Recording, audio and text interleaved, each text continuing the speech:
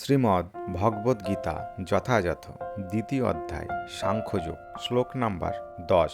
তম উবাচ ঋষিকেশ প্রহসন্নিব ভারত সেনায়োরুভয়োর্মধ্যে বিশদন্তিমিদং বচ।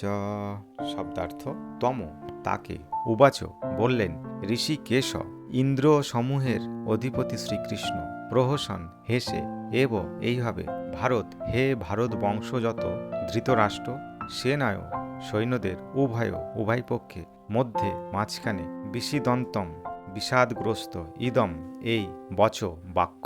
অনুবাদ: হে ভারতবংশীয় ধৃতরাষ্ট্র, সেই সময় স্মিত হেসে শ্রীকৃষ্ণ উভয় পক্ষের সৈন্যদের মাঝখানে বিষাদগ্রস্ত অর্জুনকে এই কথা বললেন। তাৎপর্য: দুই অন্তরঙ্গ বন্ধু ঋষিকেশ ও গুড়াকেশের মধ্যে কথোপকথন হচ্ছিল।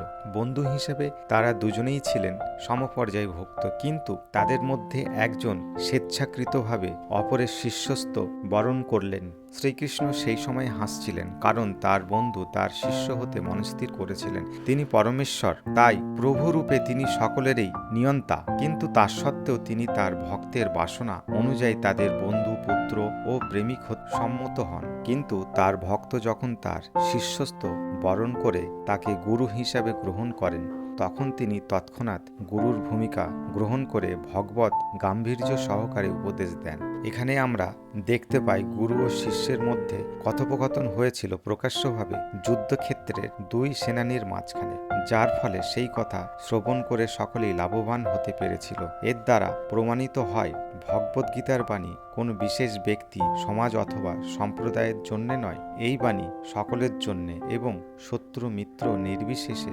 সকলেই এই যথার্থ মর্ম হৃদয়ঙ্গম করে ভগবানের চরণে শরণাগতি লাভ করতে পারে।